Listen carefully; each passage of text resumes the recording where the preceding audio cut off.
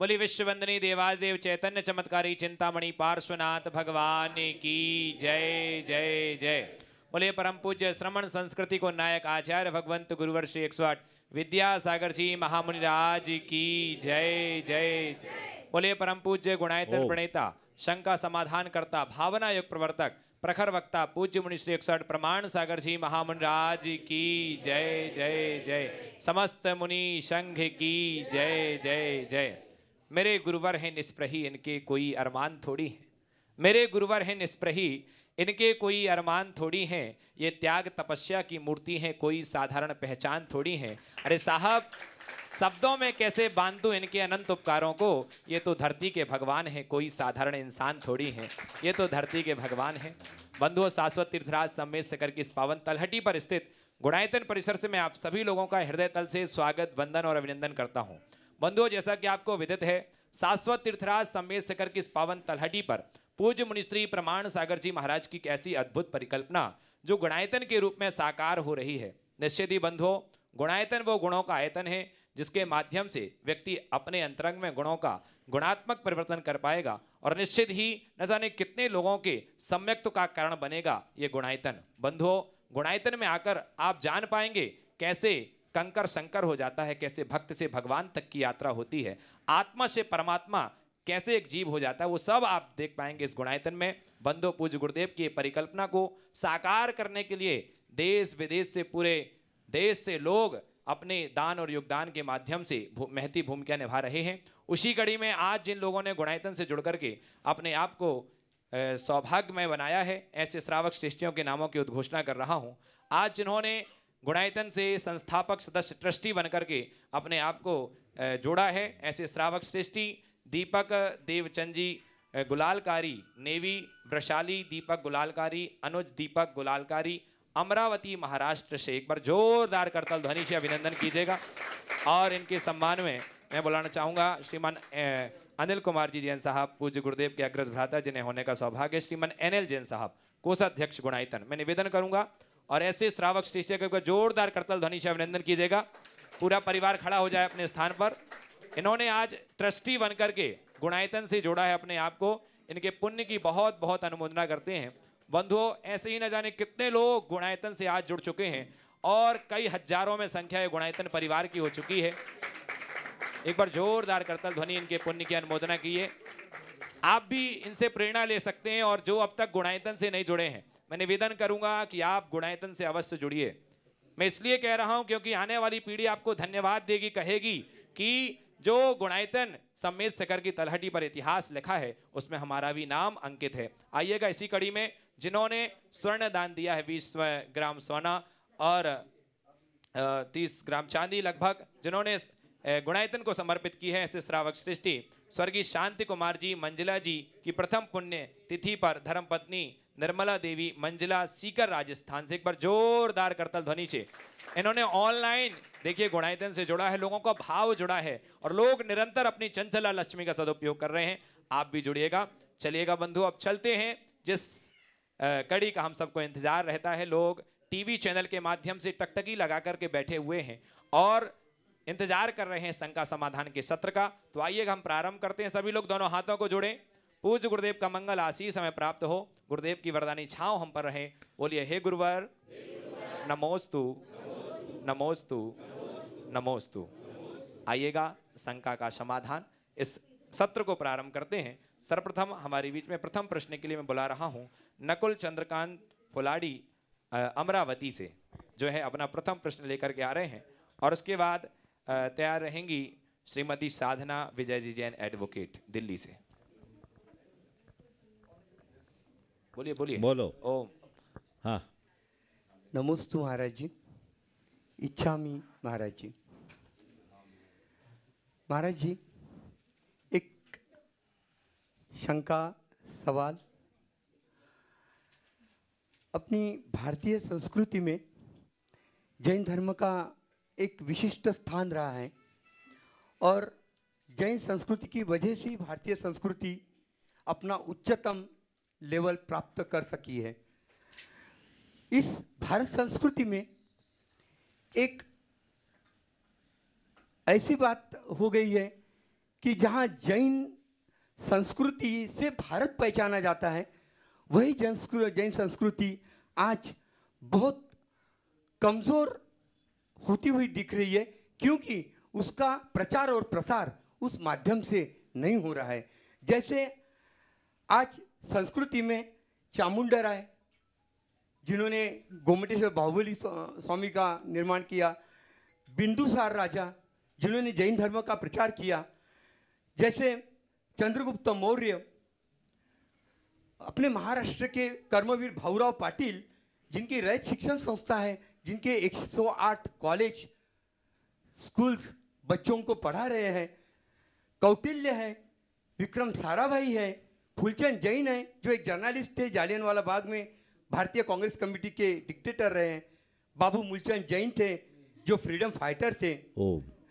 ऐसे बहुत सारी जो है, लाला लजपत राय, जीवराज पापड़ीवाल, भामाशाह, भी शांताराम, सेठ बालचंद हीराचंद, अभिनंदन वर्धमान, अभी के राव बहादुर गांधी, शिकागो परिषद, जिन्होंने बहुत सारा योगदान दिया था, और अभी अयोध्या में कोठारी बंधु।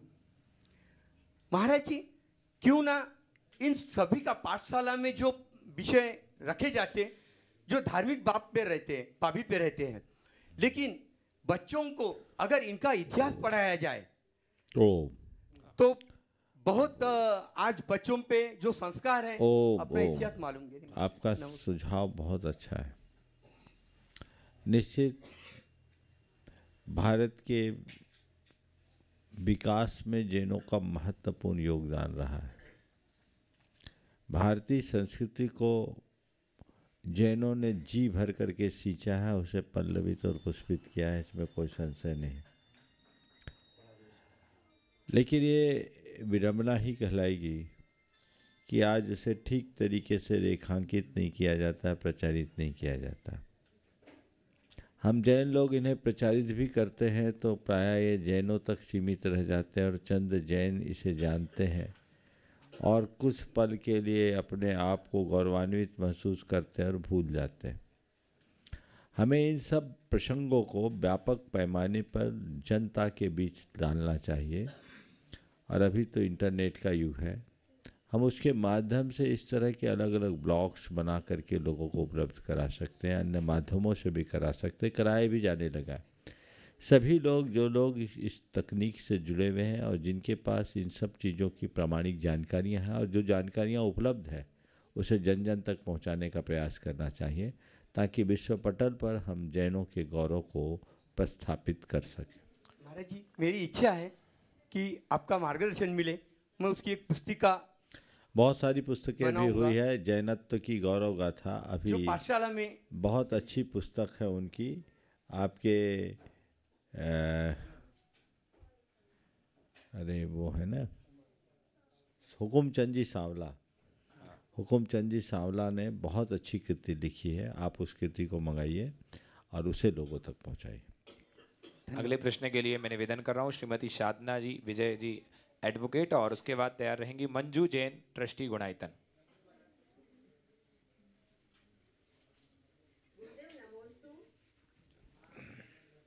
बोलो बोलो, ऑन है। गुरुदेव, हिंदी साहित्य जगत के महान साहित्यकार ओ मुंशी प्रेमचंद ने लिखा है कि जीवन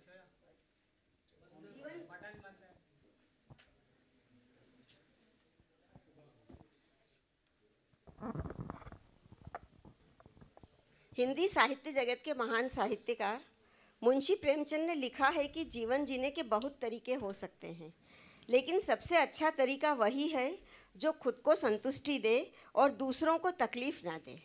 तो गुरुदेव, इस तरह का जीवन जीने के लिए 4 बातों के माध्यम से आसान समाधान बताने की कोशिश। जीवन जीने का ऐसा तरीका जो खुद को संतुष्टि दे पर औरों को तकलीफ न दे, उसके लिए आपने 4 बातें पूछी है। सबसे पहले तो प्राप्त को पर्याप्त मानना सीखे। जब तक मनुष्य प्राप्त को पर्याप्त नहीं मानता, वो बेतहासा भागम भाग में या आपाधापे में उलझ करके रह जाता है। उसे ये देखना चाहिए कि मेरे जीवन की आखिर सीमा क्या है, अन्यथा वह अपनी अंतहीन इच्छाओं की पूर्ति में ही उलझ करके रह जाता है। तो पहली बात, प्राप्त को पर्याप्त माने, ये आत्मसंतुष्टि के लिए बहुत बड़ी बात है।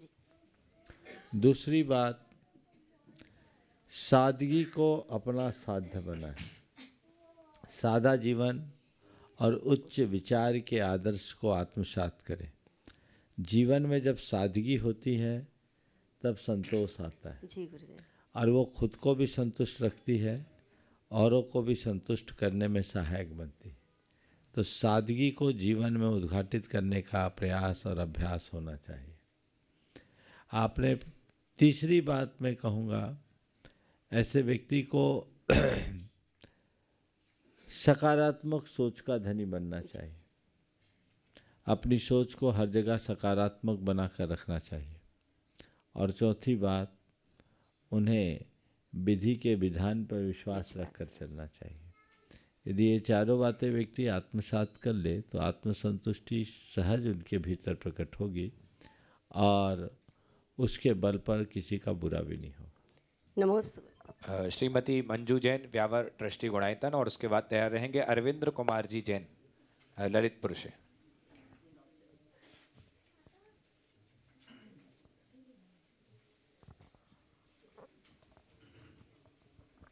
गुरुदेव के चरणों में बारंबार नमोस्तु नमोस्तु नमोस्तु। गुरुदेव, रोटी खाने में तभी अच्छी लगती है गुरुदेव तब दोनों साइड से बराबर सेकी गई है। ठीक उसी तरह से रिश्ता अच्छा लगता है गुरुदेव तब दोनों तरफ से बराबर निभाया जाए। बिल्कुल अच्छा वाक्य बोला आपने। रोटी खाने में तभी अच्छी लगती है जब दोनों तरफ से सेकी जाए, और रिश्ते भी तभी अच्छे लगते हैं जब दोनों तरफ से निभे।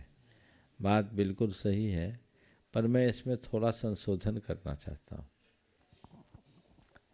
रोटी खाने के लिए पकाई जाती है, मेरे शब्दों को ध्यान में रखना। रोटी खाने के लिए पकाई जाती है और रिश्ते निभाने के लिए बनाए जाते हैं। ठीक है ना? रोटी खाने में अच्छी लगती है, रिश्ते निभाने में अच्छी लगती है। खाने के लिए रोटी सेकिए, पर रिश्ते निभाने के लिए रोटियां मत सेकिए।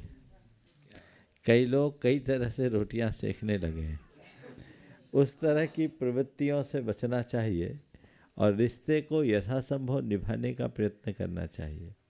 और ये तभी संभव होगा जब हमारा भावनात्मक जुड़ाव होगा। रिश्ते के मूल में भावनाएं होती हैं, और जब तक ऐसा भावनात्मक जुड़ाव न हो, रिश्तों का निभ पाना असंभव है। अरविंद जैन, अंकुर, ललितपुर से, और उसके बाद तैयार रहेंगी सापरीक्षा नकुल जी, फुलाड़ी, अमरावती। गुरुदेव के चरणों में कोटसा नमोस्तु नमोस्तु नमोस्तु।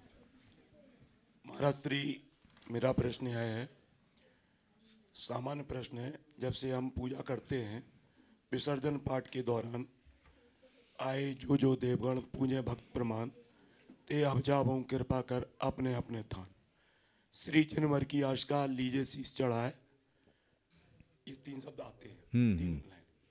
महाराज श्री अपने अपने थान और श्री जिन लोग थोना को उससे आस्का ले लेते हैं, जबकि निवेदन करते हैं आए जो देवगण पूजे भक्त प्रमाण ते अब जावों कृपा कर अपने अपने थान। और थान सभी देवों की श्री जी के चरण होते हैं, लेकिन थोना की आस्का लेते हैं, या गलत है या सही? देखो, द्वितीय सामान्य प्रश्न आरती को लेके है। पहले हाँ बोलो। लोग बाग आरती करते हो, बीच में भी उसकी आस्का ले लेते हैं, ये कहाँ तक उचित है? बहुत सुंदर। संपूर्ण होने के बाद ही आस्का लेना चाहिए, बीच में? ये बहुत सामान्य सी बातें हैं, लेकिन ऐसी गलतियां लोग बहुत दोहरा देते हैं। सबसे पहले आए जो देवगण पूजे भक्ति प्रमाण ते सब जावहु कृपा कर अपने अपनी थान, इसके अर्थ को समझिए। इसका अर्थ ये नहीं है कि हमने जिन भगवान को पूजा उनको अपने अपने थान भेज दिया। इसका अर्थ दूसरा है। जब हम पूजा विधान आराधना आदि करते हैं, मूलतः विशिष्ट आराधना के लिए। जब पूजा अनुष्ठान करते हैं तो अकेले नहीं किया जाता है, इंद्र बनकर किया जाता है।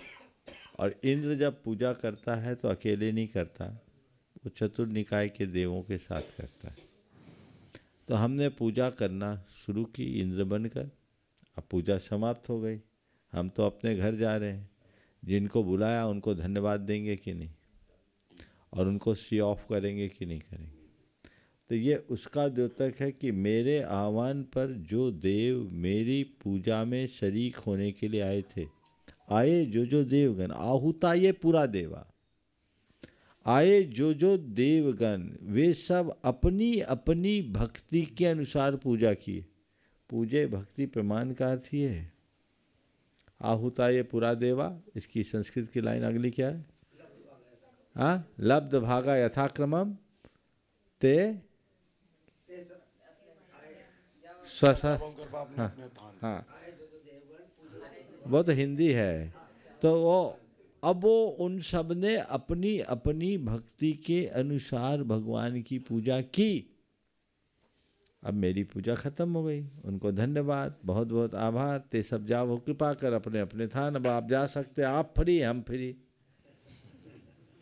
ये है उसका मूल भाव। अब लोगों ने क्या बना लिया कि हमने पूजा के लिए देवता को बुलाया, उनको विदा कर रहे हैं। जिनकी हमने पूजा की उनको विदा कर दिए। तो करते सब मेरे हृदय बसो 2400 भगवान। आजकल कुछ लोगों ने पाठ भी बदल दिया, जिसका औचित समझ में नहीं आता। आगे आगे सुनो तो, भी तुमने प्रश्न छेड़ दिया, अब उत्तर तो हमें देना है, सुनो शांति से। तो ये चीज सुसंगत नहीं है। वो हमने ठोने में न तो किसी देवता को बुलाया है, न ठोना में कोई देवता है जिसे हम विदा करें। ठोना में नहीं, हृदय में हम देव शास्त्र गुरु को स्थापित करते हैं। आह्वान, स्थापन और सन्निधिकरण, ये पूजा के पूर्व की 3 प्रारंभिक क्रिया है। हृदय में हम भगवान को आह्वान करते हैं, हृदय में भगवान को स्थापित करते हैं, और हृदय में भगवान के साथ सन्निधिकरण करते कि ये साक्षात अरहंत परमात्मा है, मैं साक्षात इंद्र हूँ। इस प्रकार अपने और भगवान के बीच की निष्ठा की स्थापना का नाम सन्निधिकरण है। तो उस भाव से भगवान की स्थापना की हमने हृदय में, और प्रतीक स्वरूप ठोने में पुष्प छेपा। उसमें स्वस्तिक बनाना चाहिए। केवल एक ही उल्लेख मिलता है जैसे प्रतिष्ठा पाठ में, स्वस्तिकोपरि पुष्पांजलिम छिपेत। न 3 चावल का विधान है, न 9 चावल का विधान है, न कुछ, पुष्पांजलिम छिपेत। और एक बार समझ गए। अब वो आशिका किसकी लेनी? श्री जिनवर की आशिका लेना है तो भगवान के चरणों की लो। इनकी आशिका क्यों? वहाँ क्या है? वहाँ आशिका नहीं है। आशिका कहाँ है? भगवान के चरण है। तो श्री जिनवर की आशिका लीजिए, शीश नवाए। भव भव के पातक मिटे, दुख दूर हो जाए। इसमें कहाँ है? वो तो ठोना को चूंकि स्थापना की, उसको उल्टा कर दिया जाता है ताकि दूसरे को पता लग जाए कि यहाँ विसर्जन हो चुका। समझ गए? तो ये है। अब रहा आरती सवाल। आरती करने का, आरती लेने की एक परंपरा है। आरती हमने भगवान को किया, निराजन विधि कहलाती है। उसके बाद ऐसे माथे में लगाने का कोई विधान नहीं है, लेकिन ये भक्ति भाव है कि हमने भगवान की आरती की, तो इस आरती से ये सारी ऊर्जा इसमें समाहित हो गई, वो ऊर्जा हमें मिल जाए, हमारी बुद्धि अच्छी बन जाए। इस भाव से आरती में लोग करते हैं, लेकिन बीच में ही कर देना थोड़ा सा समझ में नहीं आता है। हाँ, अब आप बहन जी कह रही है जूठी हो जाते, मुझे तो नहीं मालूम बिना चखे कैसे जूठी होती, लेकिन ये जो है ये एक विवेक की बात है, विचार पूर्वक करना चाहिए। ठीक है, चलिए अगले प्रश्न के लिए सापेक्षा नकुल जी कुलाड़ी अमरावती से, और उसके बाद तैयार रहेंगी राशि जैन अशोक नगर मध्य प्रदेश। हाँ, खड़े हो जाएं।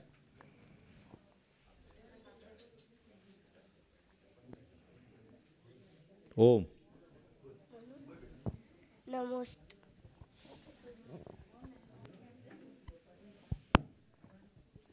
बोलो। नमोस्तु महाराज जी। इच्छामी महाराज, मेरा प्रश्न यह है कि महाराज जी लोग पैदल विहार क्यों करते हैं? बहुत अच्छा सवाल है। अब गाड़ी कहाँ से लाएंगे? बोलो, गाड़ी कहाँ से लाएंगे? और गाड़ी चलेगी, गाड़ी के नीचे चींटी आदि खाएंगे, वो मरेंगे। मरेंगे कि नहीं मरेंगे? उसका भागीदार कौन बनेगा? इसलिए महाराज जी देख के, चार हाथ धरती देख के जमीन पे चलते। हो गया? बोलो, एक ही सवाल है। चलो चलिएगा। अगला प्रश्न राशि जैन अशोकनगर से, और उसके बाद तैयार रहेंगे राजेंद्र कुमार जी वड़जात्या, रांची झारखंड। नमोस्तु महाराज जी, नमोस्तु महाराज जी, नमोस्तु इच्छामी महाराज जी। मेरा प्रश्न है महाराज जी, आयु कर्म की 4 प्रकृतियाँ कौन कौन सी हैं? आयु कर्म की 4 प्रकृतियाँ कौन कौन सी हैं? और पौधगालिक कर्म और ज्ञानावर्णी कर्म में क्या अंतर? स्वाध्याय करती हो? थोड़ा ढंग से करो तो सब लिखा मिल जाएगा। आगे बढ़ो। 4 आयु है 4 गतियों की अपेक्षा, है ना? चलिए चलिए राजेंद्र कुमार जी वड़जात्या रांची से, और उसके बाद तैयार रहेंगे श्रीमान NL जैन साहब, कोषाध्यक्ष गुणाईतन। महाराज जी को नमस्तु, क्षुल्लक जी को इच्छा में। महाराज जी, दूसरी प्रतिमा के व्रत लेने का नियम क्या है, सविस्तार बताएं। आगे मेरा विचार क्षुल्लक दीक्षा लेने का हो रहा है तथा अंत समय में मुनि दीक्षा लेकर समाधि संलेखना पूर्वक आत्मा का कल्याण करना का है। इसके लिए हमें क्या करना है? बहुत उत्तम भाव है। क्षुल्लक दीक्षा लेने का भाव हो रहा है तो अभी 2 प्रतिमा तो लेना ही चाहिए। और 2 प्रतिमा लेने के लिए सबसे पहले आप जो करते हो वो तो सब हो जाएगा। कुएं के पानी की व्यवस्था करो, बाकी बैठोगे तो बताएंगे। 12 व्रत और उनके अतिचार हमारे क्षुल्लक जी से समझ लेना, और क्षुल्लक जी बनने का रास्ता अपनाना, तो इनके पीछे लग जाना। हाँ, श्रीमान NL जैन साहब, कोषाध्यक्ष गुणाईतन, और उसके बाद तैयार रहेंगे श्रीमान अनिल कुमार जी जैन सेठी, झारखंड से, पूज्य गुरुदेव के अग्रज भ्राता जन होने का सभी गुरुओं को नमन वंदन। महाराज श्री, मैं तो मैनेजमेंट का एक स्टूडेंट रहा हूँ, और जब आचार्य श्री को हम देखते हैं, और मैनेजमेंट के फंडे से अगर हम देखें तो पार्टिसिपेटिव मैनेजमेंट का एक आता है उसमें फंडा। जब आचार्य श्री को हम देखते हैं और जो सुनते हैं, तो महाराज जी मुझे लगता ही नहीं कि महाराज श्री कोई भी किसी से बात भी करते हैं या उनसे कोई पूछ करके बात करते हैं। मेरे ये शंका का समाधान करें। देखिए, यही तो विशेषता उनकी। शेयरिंग, पार्टिसिपेटिंग आदि की बातें बहुत सारी होती, लेकिन ये सब सामान्य व्यक्तियों के लिए। हमारे गुरुदेव इतने परिपक्व और अपने आप में समर्थ हैं कि उन्हें किसी की ज़रूरत नहीं। उनका संपूर्ण निर्णय स्वगत होता है।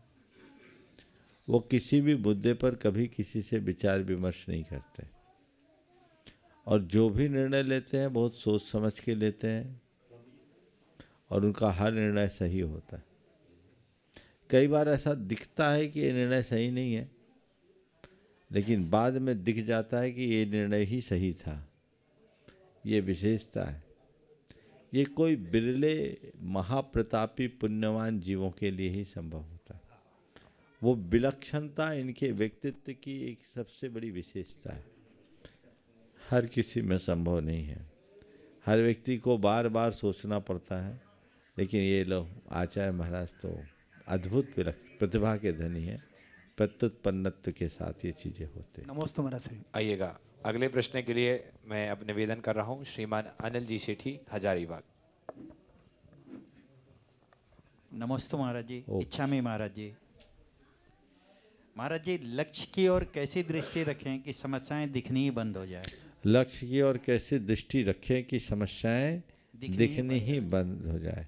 हमेशा समाधान को देखो तो समस्या दिखेगी नहीं, और उसका तरीका है, समस्या इतनी बड़ी हो,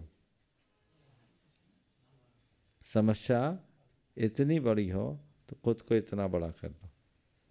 दिख रहा है? समझ में आई बात?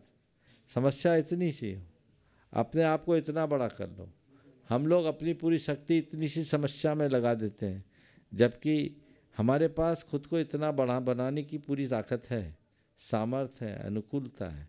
तो समस्याएं खुद सुलझ जाएगी यदि हम उनकी उलझना बंद कर दें। हम लोग समस्याओं में उलझ के रह जाते हैं तो सारा क्रम आधा अधूरा बना रहता है। नमस्ते। अगले प्रश्न के लिए संजीव जी जयपुर से, और उसके बाद तैयार रहेंगी बाल ब्रह्मचारिणी आभा दीदी, आभा ने किरण दीदी। नमोस्तु गुरुवर।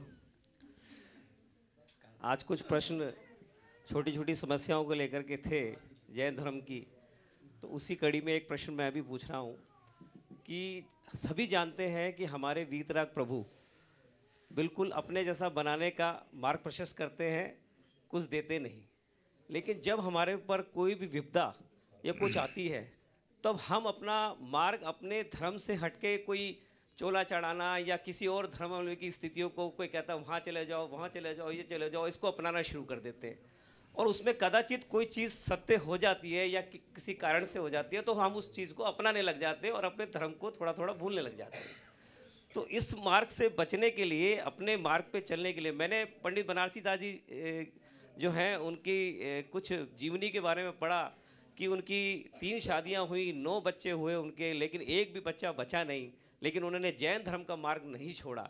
तो ये हमारे में ऐसी कैसे शक्ति पैदा हो कि हम इस मार्ग को छोड़े ना और अब दूसरी जगह विचलित ना हो। देखिए, पारंपरिक तरीके से जो लोग धर्म करेंगे उनके साथ यही कहानी बनी रहेगी, लेकिन जो मौलिक तरीके से धर्म करते हैं या धर्म के मौलिक स्वरूप को समझकर धर्म को आत्मसात करते हैं, उनमें ये सब कुछ नहीं होगा।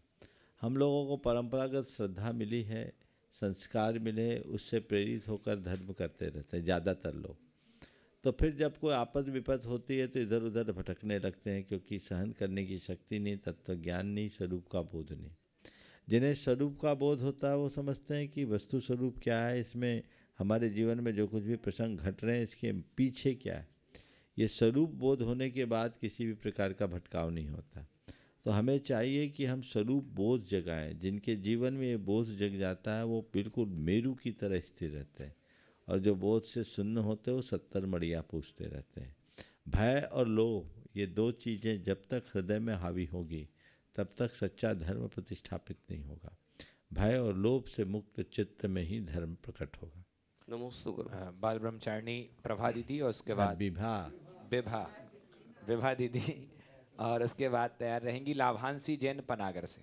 ओ महाराज जी के चरणों में कोटि नमन। छुल्लक जी महाराज के चरणों में शिक्षामी। महाराज जी, सामने वाले से यदि विषमवाद हो गया हो कभी, और फिर सामने वाले से क्षमा याचना भी हो जाती है, क्षमा मांग ली जाती है, तो फिर सामने वाला फिर हंसी उड़ाता, हंसी का पात्र समझता है, तो उन परिस्थितियों में क्या करना चाहिए? उसको हंस लेने देना चाहिए, सोचना चाहिए चलो ये मेरे वहाँ इस बहाने हंस तो लिया। उसे नज़रअंदाज के जब हमने क्षमा कर ही दिया, अकाउंट सेटल हो गया, तब सोचने का क्या काम, उसको उसके मन का कर लेने दो और भूल जा। बाल ब्रह्मचारिणी किरण दीदी, उसके बाद लाभांशी जैन। हाँ।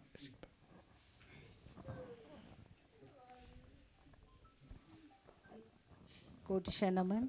इच्छा में अभी पूर्व में जो प्रश्न किया गया, आए जो देवगण, इससे संदर्भ में आपने जो समाधान दिया महाराज जी, ये एकदम नया समाधान मिला। यहाँ तक आज तक सोचा ही नहीं, और ग्रंथों में भी जो इसके संदर्भ में जो समाधान मिले हैं वो इससे भिन्न थे। मुझे ये बताइए कि जब हम इस तरह की कोई प्रक्रिया करते ही नहीं हैं, क्योंकि श्रद्धा हमारा जिन्हें वीतराग देव के ऊपर है, तो उनको बुलाने और भेजने का अथवा जो भी एक भाव रहता है, पूजा से उसका कितना संबंध है? देखिए, भाव पूजा क्या चीज़ बहुत होती है? सुंदर इसकी जो मूल बात है, ये जो पंक्तियां हैं नित्य पूजा की है ही नहीं। ये पंक्तियां नैमित्तिक पूजा की है, जहाँ इंद्र प्रतिष्ठा पूर्वक पूजा होती। अब उसको चूँकि पूजा में आवाहन, स्थापन, सन्निधिकरण, पूजन, विसर्जन जैसे अंग जोड़ दिए गए, तो पूजन हमने शुरू किया, आह्वान, स्थापन, सन्निधिकरण किया, तो बाद में विसर्जन करेंगे, तो विसर्जन के पाठ में वही का वही पाठ कॉपी पेस्ट कर दिया। अब कॉपी पेस्ट किया तो उसमें कोई हानि नहीं है, यदि हम रोज़ की पूजा को भी अपने आप को इंद्र भगवान को समोसरण में साक्षात अरहंत की भांति मान कर करे तो। लेकिन उस अर्थ को तो समझे नहीं, और ये सोच लिए कि हमने देवताओं की पूजा की और देवताओं को विदा किया। तो भैया, बीतरागता की पूजा है और बीतरागी की पूजा है, जो यहाँ साक्षात विराजमान है, उनसे अन्न भिन्न किसी की पूजा का कोई यहाँ प्रावधान नहीं है, उसे हमें ध्यान में रख करके चलना चाहिए। और एक और आरती से संबंधित जो बात है, लोग जैसे आरती होने के बीच में ही आसी उसको ले लेते हैं, तो लोगों की ये फितूरी है दिमाग में कि ये झूठी कर दी। मतलब इससे कितना उससे कनेक्शन ये एक केवल भावनात्मक लगाव है। हाँ, इसमें और इसमें कुछ ज़्यादा मेरा तो कहना है दिमाग ही नहीं लगाना चाहिए। भाव से आरती करो, कौन ले रहा नहीं ले रहा इसमें दिमाग मत लगाओ, नहीं तुम्हारे भाव और ख़राब हो जाएंगे। चलो ओम। नमस्ते। देव जब अपने ही अपन से खफा होने लग जाएं तो भी क्या यही सोचना चाहिए? ये कथन पूरी तरह सही नहीं है कि जो लोग आपसे खपा होने लगे तो समझना चाहिए कि हम सही रास्ते में जा रहे हैं। हमें उसकी वजह भी खोजना चाहिए। कई बार लोग खपा होते हैं और कई बार लोग उन्हें खपा कर देते हैं। तो कोई खपा हो रहा है तो क्यों हो रहा है? ये कहीं न कहीं हमारे व्यक्तित्व की कमी है। हमारी पहली कोशिश होनी चाहिए मैं खुश रहूं और सबको खुश रख सकूं। लेकिन हाँ, कभी कभी किसी की खुशी भी लोगों को पसंद नहीं आती।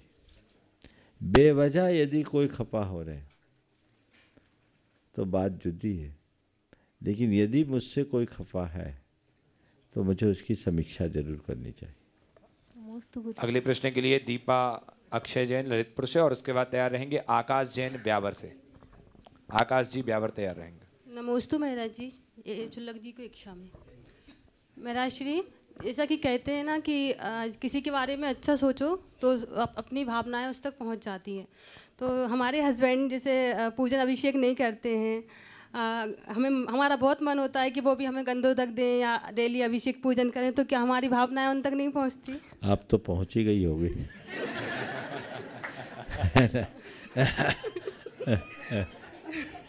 ऐसी भावनाएं होनी चाहिए और भैया उसको स्वीकार कर लो तो उद्धार होगा।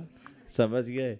ये देखना चाहिए पुरुषों को कि तुम्हारी स्त्रियां तुम लोगों के लिए कितनी शुभाशंसा रखती है। ये भारत ही ऐसा देश है जहाँ स्त्रियां अपने सुहाग को अजर बनाए रखने के लिए सुहाग दशमी का व्रत करती। तो उन भावनाओं का सम्मान करना चाहिए और पुण्य की वृद्धि में निमित्त बनना चाहिए।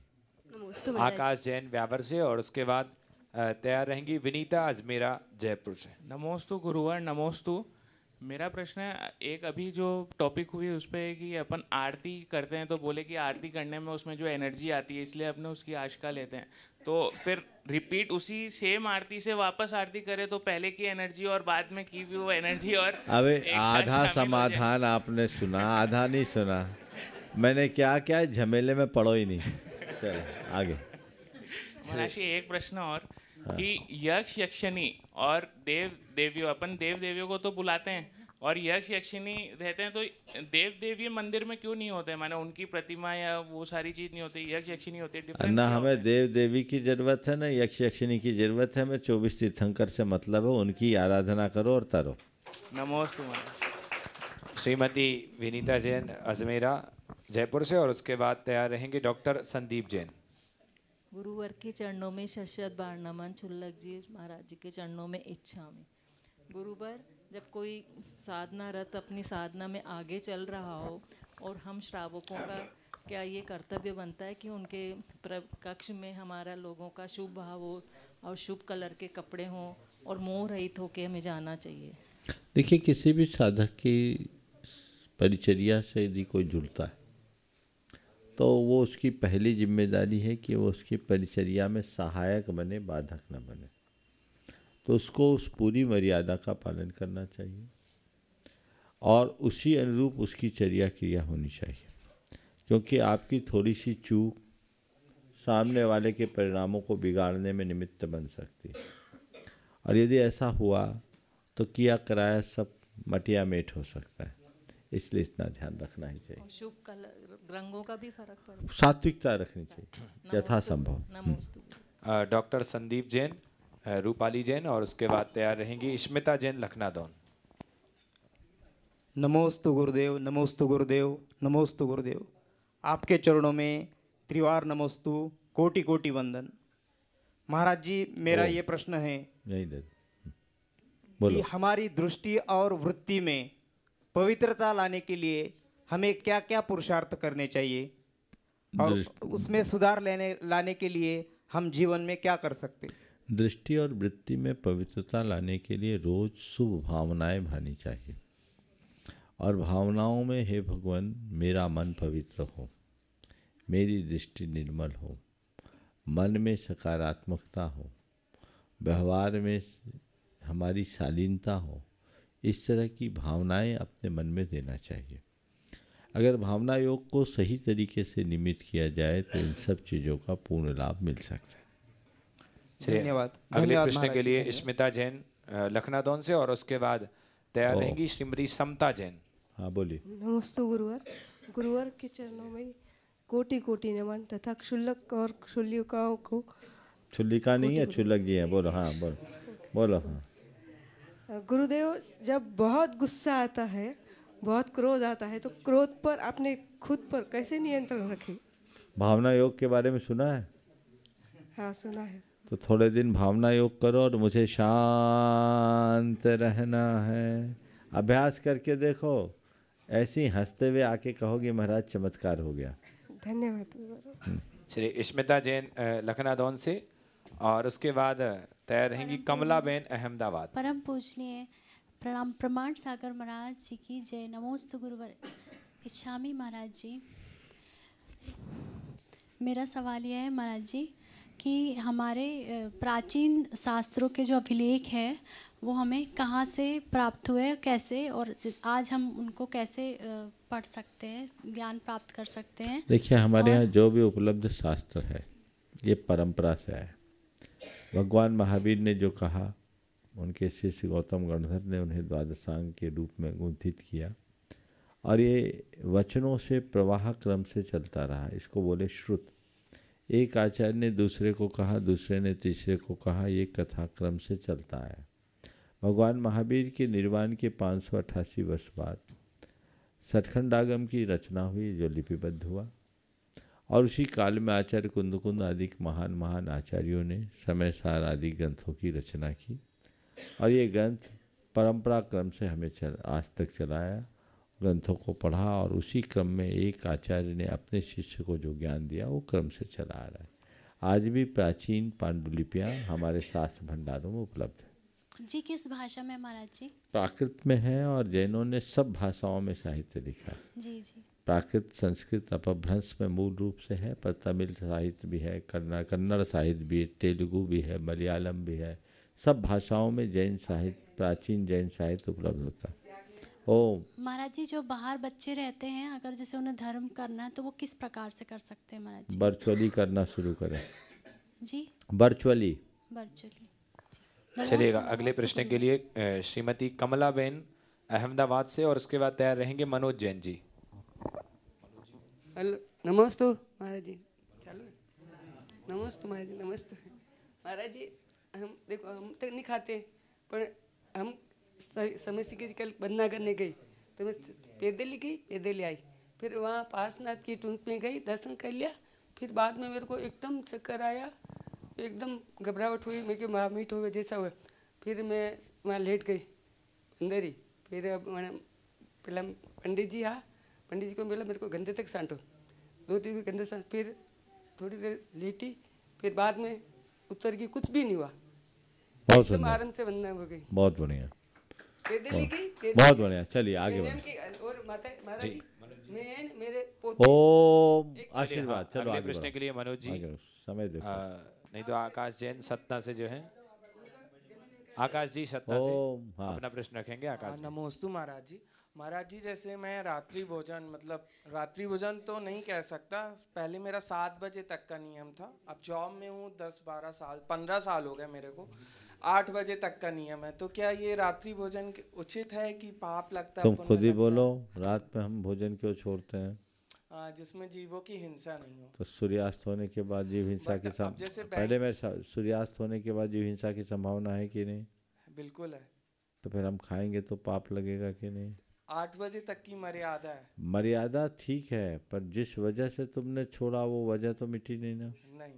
तो उसका रास्ता बताता हूँ। जी महाराज। सवेरे घर से कितने बजे निकलते हो? 9 सवा 9 बजे। भर पेट खाना खा के जाओ। बाहर रहता हूँ, सतना का हूँ, अभी इंदौर पे हूँ। जहाँ भी रहते हो खाना खा के 9 बजे जा सकते हो क्यों नहीं? ऐसी व्यवस्था करो, भर पेट खाओ। 2 बजे लंच होती है, टिफिन आता है महाराज। तो उस टिफिन को 4 बजे खा लो।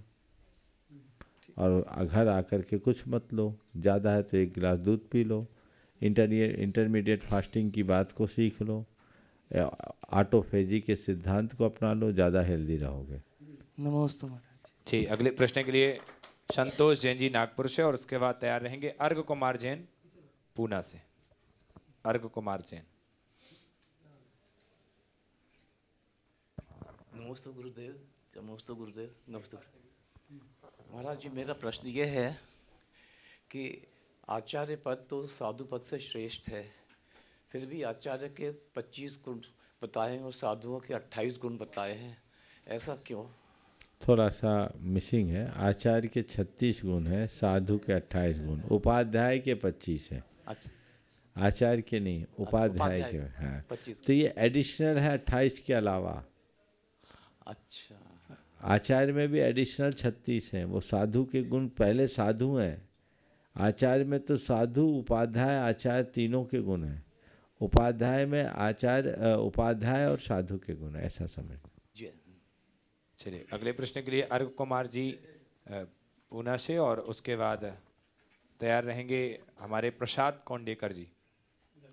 प्रसाद जी कौंडेकर। नमस्ते महाराज जी। बोलो। मेरा प्रश्न है, आपको ठंड नहीं लगती? हाँ? कांप कौन रहा है? देखो, आप कांप रहे हो कि हम? दिख रहा है? हाँ। आपको ठंड क्यों नहीं लगती? आपसे एक सवाल करता हूँ, पूरे शरीर को कवर किए हो कि नहीं? हाँ। अपने फेस को कवर किए हो क्या? नहीं। फेस को ठंड क्यों नहीं लगती?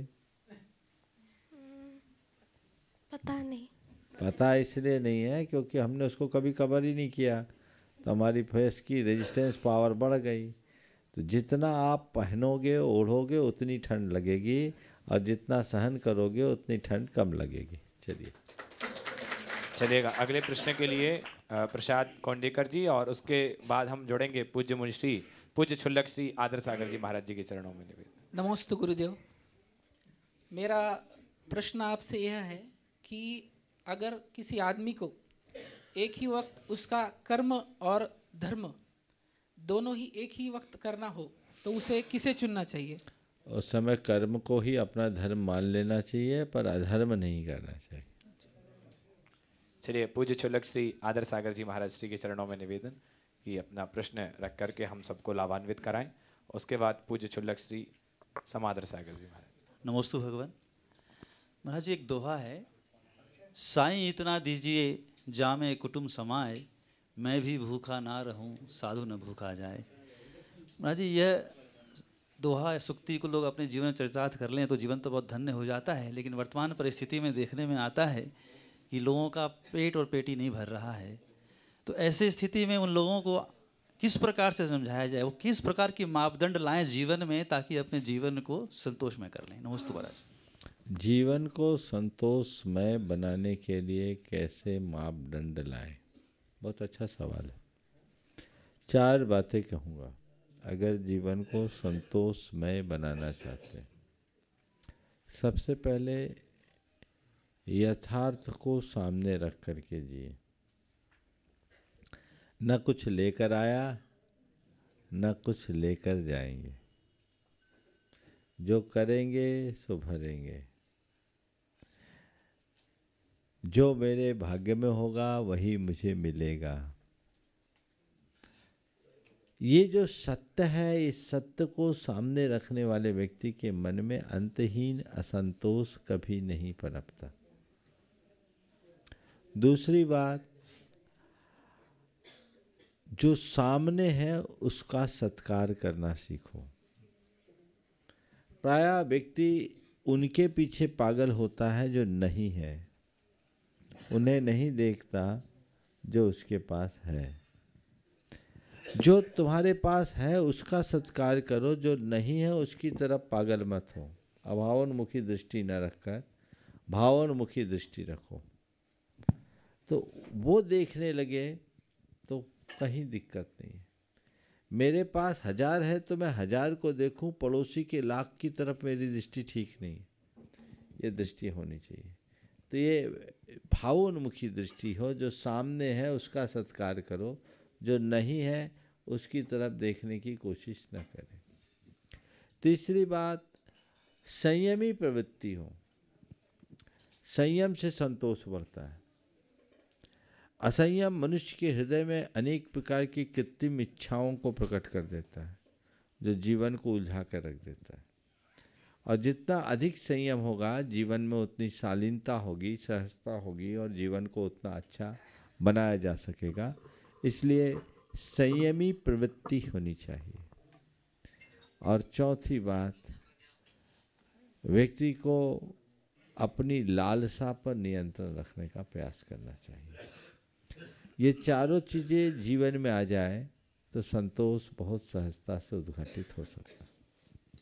अगले प्रश्न के लिए मैं बड़े ही निवेदन करूंगा पूज्य क्षुल्लक श्री समादर सागर जी महाराज जी के चरणों में कि उसके माध्यम से हम सबको लाभान्वित कराएं। उसके बाद पूज्य क्षुल्लक श्री चिद्रूप सागर जी महाराज जी से निवेदन। महाराज चरणों नमोस्तु नमोस्तु नमोस्तु। महाराज जी, हम किसी से बात करते हैं तो उसी को उसी प्रकार सुनाई पड़ती है। इस प्रकार कोई भी काम करते हैं तो वो उसी रूप में मिलता है। किसी को मैसेज करते तो उस प्रकार जाता है, पढ़ने में आता है। तो क्या कोई पूजन करते हैं या कोई धार्मिक कार्य करते हैं या जो कुल के संस्कार है, क्या है कि इसी पर्याय के पूर्व अगले पर्याय में साथ जाते हैं? नमस्ते महाराज जी। हमारे पूजा पाठ धार्मिक क्रियाओं के संस्कार क्या भवांतर में जाते हैं, ये आपके सवाल का सार। जा सकते हैं, जाते भी हैं। आज जो हम पर संस्कार है इसमें बहुत सारे भवांतरों के संस्कार हो सकते हैं। अभी भी अच्छे मन से हम करें तो भवांतर में जा सकते हैं। पूज्य क्षुल्लक श्री चिद्रूप सागर जी महाराज जी के चरणों में निवेदन, अपना प्रश्न रखेंगे। और उसके बाद पूज्य क्षुल्लक श्री स्वरूप सागर जी महाराज जी के पूज्य मनीषी के चरणों में बारंबार नमस्तु। महाराज जी, आज के समय में प्रत्येक व्यक्ति बहुत सी बीमारियों से ग्रस्त है। तन की बीमारी तो है ही, उसके साथ उसकी मानसिक बीमारी, व्यापारिक बीमारी, धार्मिक बीमारी, पारिवारिक और सामाजिक बीमारी। तो तन से बीमारी से मुक्त करने के लिए तो औषधि आदि लेता है, पर इन सब बीमारियों से मुक्त होने का क्या उपाय? सब बीमारियों से मुक्त होना है तो भावना योग करिए। भावना योग कीजिए, तन को स्वस्थ, मन को मस्त और चेतना को प्रशस्त बना लीजिए। इसके बावजूद कई बार बीमारियां हैं जो हम पर हावी होती है और वो कर्म के निमित्त से होती है। बीमारी जो भी आए, अपनी तन की बीमारी को तन तक सीमित रखें, उसे मन पर हावी न होने दें। तन की बीमारी की चिकित्सा करें और एक बात सदैव याद रखें, तन की बीमारी के 100 इलाज है, मन की बीमारी का कोई इलाज नहीं। इसलिए तन की बीमारी को कभी मन पर हावी ना होने दें। बीमारी आई है, जाएगी, और कैसी भी बीमारी हो एक बात सदैव ध्यान रखें, ये बीमारी तन को है, मुझे नहीं। मैं अस्वस्थ नहीं हूँ, शरीर अस्वस्थ है। उसके स्वास्थ्य के लिए हम प्रयास करें, पर चिंता को हावी ना होने दें। चिंता हमारे इलनेस को और बढ़ाती है, और व्यक्ति यदि निश्चिंत हो जाए तो वेलनेस बढ़ जाता है। स्वास्थ्यता को प्राप्त करना चाहते हैं तो हम अपनी तन की बीमारी को तन तक सीमित रखें, मन पर हावी न होने दें। बीमारी का प्रसंग आपने उपस्थित किया। परम पूज्य गुरुदेव के स्वास्थ्य को लेकर के कल सवाल पूछा गया था। यद्यपि जो मुझे जानकारी मिली है कि उनके स्वास्थ्य में सुधार है, लेकिन हम सबका भाव ऐसा है कि वो उनको रंच मात्र भी अस्वस्थता न हो, वो हर पल परम स्वस्थ बने रहें, ताकि उनका आशीर्वाद हम सब पर बरसता रहे और समाज का उद्धार हो। तो उनका पूर्ण स्वास्थ्य हमेशा कायम रहे। इसलिए मेरा मन हो रहा है आज इस कार्यक्रम को देख रहे, सुन रहे सारे दुनिया के लोग उनके लिए मंगल कामना करें। मैं एक जाप बोलूँगा, वो जाप आप लोग दोहराएंगे। 9 बार हम वो जाप बोलेंगे, आप लोग सब उसे दोहराएंगे, ताकि इस भाव से कि गुरुदेव पूर्णतः स्वस्थ हों और उनके स्वास्थ्य का उनकी वरदानी छाया हम सबको मिलते रहे। मैं इसलिए नहीं कह रहा हूँ कि उनकी स्थिति कोई गंभीर है, पर मैं चाहता हूँ कि उनकी थोड़ी सी भी अस्वस्थता हम सब के लिए गंभीर है, इसलिए वो पूरी तरह स्वस्थ हों और प्रशस्तता के साथ उनके दर्शन और प्रवचन का लाभ, उनके आशीर्वाद का लाभ सबको मिलता रहे। इस भाव से हम ये जाप करेंगे, आप सब दोहराएंगे। ओम ह्रीं अर्हंसि पार्श्वनाथ जिनेन्द्राय नमो नमः। ओम ह्रीं अर्हंसि पार्श्वनाथ जिनेन्द्राय नमो नमः। ओम ह्रीं अर्हंसि पार्श्वनाथ जिनेन्द्राय नमो नमः। ओम ह्रीं अर्हंसि पार्श्वनाथ जिनेन्द्राय नमो नमः। ओम ह्रीं अर्हंसि पार्श्वनाथ जिनेन्द्राय नमो नमः। ओम ह्रीं अर्हंसि पार्श्वनाथ जिनेन्द्राय नमो नमः। ओम ह्रीं अर्हंसि पार्श्वनाथ जिनेन्द्राय नमो नमः। ओम ह्रीं अर्हंसि पार्श्वनाथ जिनेन्द्राय नमो नमः। ओम ह्रीं अर्हंसि पार्श्वनाथ जिनेन्द्राय नमो नमः। ओम ह्रीं अर्हंसि पार्श्वनाथ जिनेन्द्राय नमो नमः। ओम ह्रीं अर्हंसि पार्श्वनाथ जिनेन्द्राय नमो नमः। ओम ह्रीं अर्हंसि पार्श्वनाथ जिनेन्द्राय नमो नमः। ओम ह्रीं अर्हंसि पार्श्वनाथ जिनेन्द्राय नमो नमः। ओम ह्रीं अर्हंसि पार्श्वनाथ जिनेन्द्राय नमो नमः। ओम ह्रीं अर्हंसि पार्श्वनाथ जिनेन्द्राय नमो नमः। ओम ह्रीं अर्हंसि पार्श्वनाथ जिनेन्द्राय नमो नमः। ओम ह्रीं अर्हंसि पार्श्वनाथ जिनेन्द्राय नमो नमः। ओम ह्रीं अर्हंसि पार्श्वनाथ जिनेन्द्राय नमो नमः। जय बोलो परम पूज्य आचार्य गुरुवर श्री विद्यासागर जी महाराज की। आइएगा, मैं निवेदन करूंगा अगले प्रश्न के लिए पूज्य क्षुल्लक श्री स्वरूप सागर जी महाराज जी के चरणों में निवेदन कर रहा हूं, अपने प्रश्न के माध्यम से हम सबको लाभान्वित करें। मुनिश्री के चरणों में बारंबार नमोस्तु। महर्षि वैराग्य का शुभ कार्यों में लगने का एक प्रमुख कारण बताया है नरक से डर या पापों के फल से डर।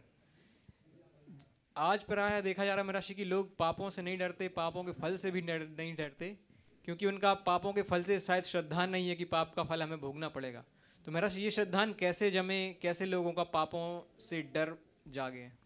पापों से डर कैसे जागे? कुरान काब में एक बहुत अच्छा वाक्य लिखा, अरे तुम उन कहारों को देखो, अरे तुम उन कहारों को देखो जो कोई डोली उठा रहे हैं, और उन्हें देखो जो उस पर सवार है, और समझ लो धर्म की महिमा क्या है। एक कहार है और दूसरा सवार है। यही तो अंतर है धर्म और अधर्म का। मनुष्य भले ही अपने द्वारा किए गए कृत्यों को भुलाता रहे, लेकिन कर्म किसी को नहीं छोड़ता। ना भुक्तम क्षीयते कर्म। जैसे मनुष्य अपनी परछाई से कभी बच नहीं सकता, वैसे पापों से भी कभी नहीं बच सकता। आगे पीछे हो सकता है उसका क्रम, पर उसका फल तो उसे भोगना ही पड़ता है। मनुष्य की सबसे बड़ी विडंबना ये है कि पाप करते समय उसे बड़ा रस आता है, जब पाप का फल सामने आता है तब सोचता है भगवान ये क्या हो गया।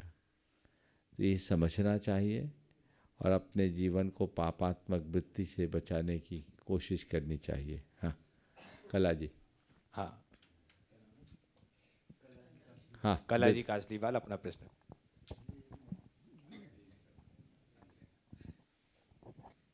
बोलो। त्रेवार गुरु जी को नमस्ते नमस्ते। और मेरा प्रश्न है कि क्या हमको अष्टमी चतुर्दशी को हरी खानी चाहिए या नहीं, और क्यों नहीं खानी चाहिए? बहुत अच्छा। अष्टमी चतुर्दशी को खाना ही नहीं चाहिए, सबसे अच्छा तो उपवास करो। उत्तम है, तप करने का दिन है, वो हमारे पर्व के दिन है। और नहीं चल रखता है तो चलो भाई एकासन करो। एकासन भी करो तो ठीक है, जितना नीरस ले सको। हरी इसलिए नहीं खाओ क्योंकि उन दिनों हमारे शरीर में जल तत्व की बहुलता होती। अष्टमी चतुर्दशी मैंने अनेक बार इसके बारे में उत्तर दिया है। तो जल तत्व की कमी ना हो, इसलिए हम जल तत्व कम से कम लें, जल तत्व की अधिकता न बनाए, इसलिए उसको रखते हैं। क्योंकि बच्चे कभी कभी जिद करते हैं ना कि आप रोज तो खाते हैं, एक दिन में क्या हो जाएगा। उनसे बोलो एक दिन के लिए कम से कम हम एक दिन छोड़ेंगे तब रोज छोड़ने का संस्कार आएगा। इसलिए एक दिन नहीं खाएंगे तो क्या होगा। बच्चों को ऐसा बोलो जो बोलते हैं कि रोज़ तो खाते हो, एक दिन नहीं खाओगे तो क्या होगा। उनसे बोलो बेटा रोज़ खाते एक दिन नहीं खाएंगे तो क्या होगा। इस प्रकार आज के सत्र को यहीं पर विराम। बोलिए परम पूज्य आचार्य गुरुवर श्री विद्यासागर महाराज।